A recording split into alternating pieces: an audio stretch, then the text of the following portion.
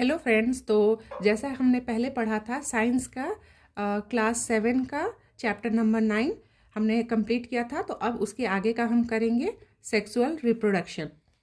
Sexual reproduction requires the involvement of two individuals, typically one of each sex. Normal human reproduction is a common example of sexual reproduction. In flowering plants, the reproductive parts are located in the flower.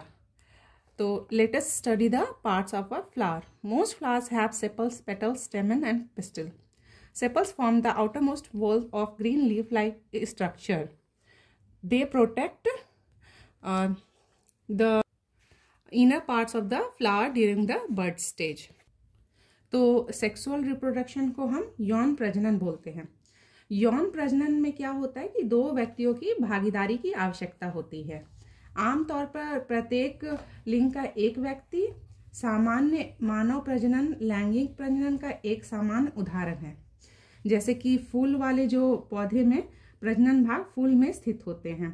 आइए हम फूलों के भागों का अध्ययन करते हैं। जैसे अधिकांश फूलों में पंखुड़ी, पुंकेसर, स्त्री केसर होते हैं और जो बादल हरे पत्ते जैसे संरचनाओं का सबसे बाहरी घेरा बनाते हैं, वे क्या करते हैं? रक्षा करते हैं। Petals are usually bright colored and may also produce fragrance. Petals help to attract insect for pollination. Stamen is the male reproductive part. It consists of an anther and a filament. Pollen grains are produced in the anther. Pistil is the male reproductive part which consists of the ovary and ovule. ये जो पंखुड़ियाँ होती है वो आमतौर पर चमकीले रंग की होती है और वो क्या करती है? सुगंध भी पैदा कर सकती है। तो जो पंखुड़ियाँ परागन के लिए कीटों को आकर्षित करने में मदद करती है। जो पुंकेसर नर प्रजनन अंग है, इनमें एक परागकोश और एक तंतु होता है। जो परागकण परागकोश में बनते हैं। स्त्री केसर मादा प्रजनन अंग है जिसमें अंडाशय और बीजांड होते हैं। तो नेक्स्ट टॉपिक है हमारा unisexual and bisexual flowers. Flowers may contain either only pistils or only stamens or both. Flowers of some plants like papaya and corn have either only pistils or only stamens. Such flowers are called unisexual flowers. A unisexual flower may be a male flower with stamens or a female flower with pistil. तो unisexual and bisexual flowers जो होते हैं वो उभयलिंगी और उभयलिंगी फूल होते हैं। फूलों में या तो सिर्फ स्त्री केसर या सिर्फ पुंकेसर या दोनों हो सकते हैं। पपीता और मक्के जैसे कुछ पौधों के फूलों में या तो सिर्फ स्त्री केसर या सिर्फ पुंकेसर होते हैं। ऐसे फूलों को एक लिंगी फूल कहा जाता है। एक लिंगी फूल नर फूल जो कि पुंकेसर के साथ या मादा फूल स्त्री केसर के साथ हो सकता है। Flowers of some plant like tomato, brinjal and mustard have both stamens and pistil. In every flower, such flowers are called bisexual flowers. Sexual reproduction in flowering plant follows the life cycle shown in the figure given here. तो यहाँ पे क्या होता है कि कुछ पौधों के फूल जैसे कि टमाटर हो गए, बैगन हो गए और सरसों में पुंकेसर और स्त्री केसर दोनों होते हैं। ऐसे फूलों को उभयलिंगी फूल कहा जाता है।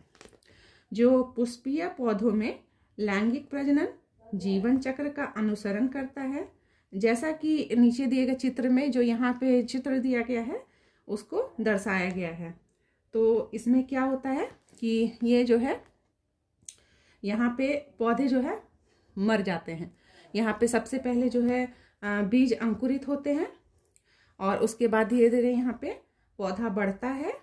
पौधा बढ़ करके यहाँ पे पौधों से फूल खिलता है। उसके बाद पौधा जो है फल पैदा करता है। फल जो है फिर बीज छोड़ देता है और उसके बाद फिर पौधा मर जाता है। तो ये क्या होता है? ये जो है ये लाइफ साइकिल चलता रहता है ये पौधों के साथ हमेशा। Pollination. The transfer of pollen grains from the anther to stigma in flowers is known as pollination. Pollen grains are transferred either from anther to stigma of the same flowers, that is self-pollination, or to a flower on a different plants of the same kind, that is cross-pollination. तो यहाँ pollination को हम हिंदी में परागन भी बोल सकते हैं। अभी क्या होता है कि पराग कणों का फूलों में जो पराग कोश से वर्तिकाग्र तक स्थानांतरण परागन कहलाता है। पराग कणों का जो स्थानांतरण या तो एक ही फल के परागकोश या वर्तिकाग्र से या एक ही प्रकार के भिन्न तल पर स्थित फूल में होता है, इसे क्रॉस परागन कहते हैं। Pollinators in nature. The process of pollination requires pollinators. Pollinators are agents that carry or transfer the pollen grains from an anther to a stigma. When bees, butterflies, and many other insect, birds, rats, and bats are the main pollinator in nature, in some aquatic plant, water is an agent of pollination. तो जो प्रकृति में परागनकर्ता जो होते हैं उसे हम pollinator in nature बोलते हैं। तो ये क्या होता है कि परागन की जो प्रक्रिया होती है उसमें परागनकर्ताओं की आवश्यकता होती है। परागनकर्ता क्या है भाई? तो वो एक ऐसे एजेंट हैं जो पराग कणों को पराग कोश से वर्तिकाग्र तक ले जाते हैं या स्थानांतरित करते हैं। हवा, मधुमक्खियाँ, तितलियाँ और कई अन्य कीट पक्षी, चूहे, चमगादड़ प्रकृति में जो है वो मेन परागन करता है। कुछ जलीय पौधे भी हैं जैसे कि पानी में परागन का एजेंट होता है। Pollen grains are very light and are microscopic in size. They contains the male reproductive cell. Each pollen grain has a distinctive outer wall that is tough and resistant to decay. The pattern present on this outer wall are distinctive of a species of a plant. तो जो परागकण बहुत हल्के होते हैं और आकार में सूक्ष्म होते हैं, उनमें नर प्रजनन कोशिका होती है। प्रत्येक परागकण की एक विशिष्ट बाहरी दीवार होती है जो कठोर और सड़न के प्रति प्रतिरोधी होती है। इस बाहरी दीवार पर मौजूद पैटर्न पौधे की एक प्रजाति की पहचान होते हैं। The wind pollinated flowers have their anthers situated at a higher level than the petals. This let the pollen grain to get blown away by wind. The insect pollinated flowers are brightly colored and have nectar glands. These release a sweet liquid nectar that attract insects. तो जो हवा से परागित फूलों के परागकोश पंखुड़ियों की तुलना में ऊंचे स्तर पर स्थित होते हैं। इससे परागकण हवा से उड़ जाते हैं। जो कीट परागित फूल चमकीले रंग के होते हैं और उनमें अमृत ग्रंथियां होती हैं। ये एक मीठा तरल छोड़ते हैं जो कीटों को आकर्षित करता है। जो नेक्टर होता है उन्हें हम मधुर बोलते हैं। Fertilization. Pollen grains germinates when they fall on the stigma of a flower of the same species. A pollen tube is produced that reaches the ovule. The male and female reproductive cells called gametes fuse to form a zygote. This process of fusion of the male and female gametes is called fertilization. The zygote then divide inside the ovule to form a baby plant called the embryo. Fate of the flower after fertilization. After fertilization, the sepals, petals, stamens, and stigma usually dry up and fall off. Development of the seed. The ovules form seeds. A seed has cotyledons to store food and the future plant, that is the embryo. Development of fruit. After fertilization, the ovary begins to grow and forms the fruit. The fruit may be sweet and juicy like mango and orange, or they may be hard and woody like almond and walnut. The fruit is thus actually is a ripened ovary. तो यहाँ पे जो है परागकण जो होता है इसे फर्टिलाइजेशन को हम निषेधन बोलते हैं। जो परागकण उसी प्रजाति के फूल के वर्तिकाग्र पर गिरने पर अंकुरित होते हैं, एक पराग नली बनाते हैं जो बीजांड तक पहुंचती है। नर और मादा प्रजनन कोशिकाएं जिन्हें युग्मक कहते हैं युग्मनज बनाने के लिए संलियित होती है। नर और मादा युग्मकों के संलयन की इस प्रक्रिया को निषेचन कहते हैं।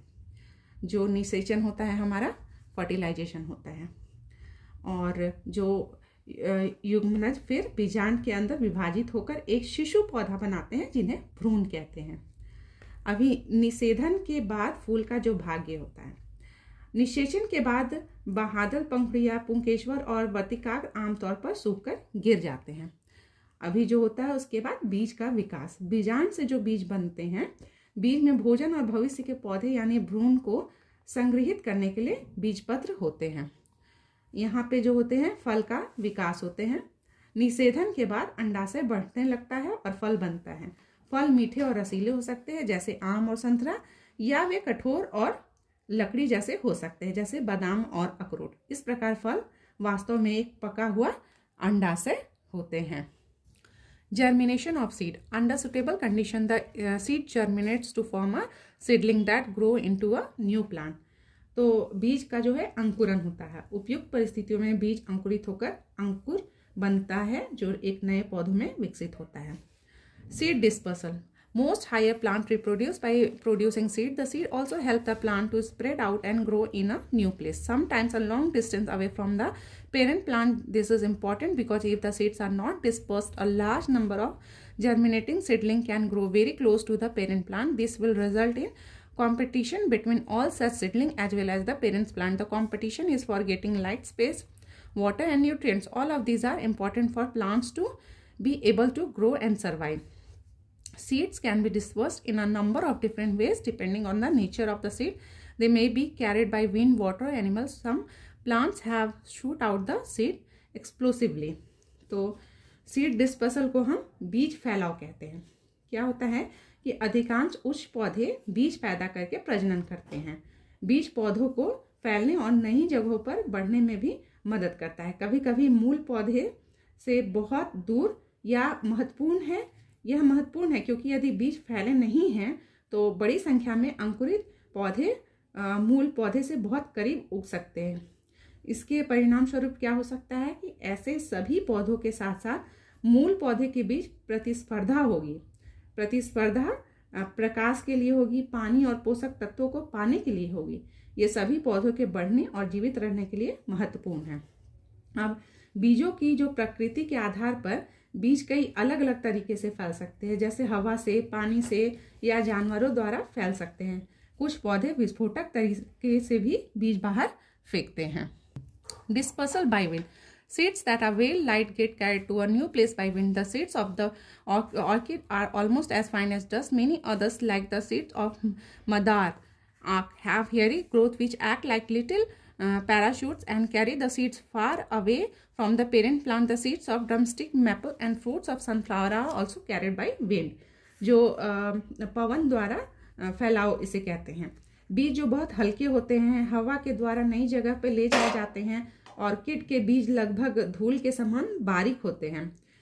कई अन्य जैसे मदार, जिसे आक कहते के बीज में रोएदार वृद्धि होती है जो छोटे पैराशूट की तरह काम करते हैं। ऐसे बीजों को मूल पौधों से बहुत दूर ले जाती है। सहजन, मेपल और सूरजमुखी के फलों के बीज भी हवा द्वारा ले जाए जाते हैं। Dispersal by water. Fruits which float such as those of the lotus, water lily and the coconut palm are carried away by water. Coconuts can travel for thousands of kilometers across seas and ocean. जो जल द्वारा जो फैलाव होता है, जो फल तैरते हैं जैसे कमल हो गया, जल लिली और नारियल के पेड़, उन्हें पानी बहा कर ले जाता है। नारियल समुद्र और महासागर में हजारों किलोमीटर की यात्रा कर सकते हैं। Dispersal by animals. Some plants have juicy fruit that animals like to eat. The animals eat the fruit, but only the juicy part is digested. The seeds pass through the animal's digestive system. As such, they are deposited on land where they form new plants. This land can be far away from where the parent plant was. Cherry and apple seeds and disperse in the way birds also like to eat some fruits. They help to disperse their seed to other areas through their droppings. Some seeds like those of Xanthium and Urania have spiny seeds like hooks. These seeds get attached to the fur of animals and are carried away. तो जो जानवरों द्वारा फैलाव होता है, कुछ पौधे में रसदार फल होते हैं जिन्हें जानवर खाना पसंद करते हैं। जानवर फल खाता है लेकिन केवल रसदार हिस्सा ही बचता है। बीज जानवर के पाचन तंत्र से होकर गुजरते हुए जमीन पर जमा हो जाता है जहां वे एक नए पौधे बनाते हैं। यह जमीन उस जगह से बहुत दूर हो सकती है जहां मूल पौधा था। चेरी और सेब के बीज इस तरह से फैलते हैं। पक्षी भी अपने जो मल होते हैं उनके द्वारा कुछ बीजों को फैलाते हैं, अपने बीजों को फैलाने में मदद करते हैं। हुक के साथ यूरेना के कांटेदार बीज के जरिए दूसरे इलाके में खाना पसंद करते हैं। कुछ बीज जैसे कि जैथियम और यूरेनियम में हुक वाले कांटेदार बीज होते हैं। यह बीज जानवरों के फर से चिपक जाते हैं और दूर चले जाते हैं। Dispersal by explosion of fruit. Some plants have pods that explode when ripe and shoots out the seed. The seeds can thus get scattered far away from the parent plant. This process is seen in plants like castor and balsam. Seeds of pea and beans plants are formed in pods when the seeds are ripe and the pod has dried. The pod bursts open and their seeds get scattered. तो जो फलों के विस्फोट द्वारा फैलाव होता है। कुछ पौधों में जो फलियां होती हैं जो पकने पर फट जाती हैं और बीज बाहर निकल जाते हैं। इस प्रकार बीज मूल पौधे से बहुत दूर बिखर सकते हैं। यह प्रक्रिया अरंडी और बालसम जैसे पौधों में देखी जाती है। मटर और सेम के पौधों के बीज भी फलियों में बनते हैं। जब बीज पक जाते हैं और फली सूख जाती है तो फली फट जाती है और उनके बीज बिखर जाते हैं। तो इस तरह हमने इस चैप्टर को कंप्लीट कर लिया है। तो अगर आपको वीडियो पसंद आया तो प्लीज़ इसे लाइक करें और हमारे चैनल को सब्सक्राइब करें। Thank you.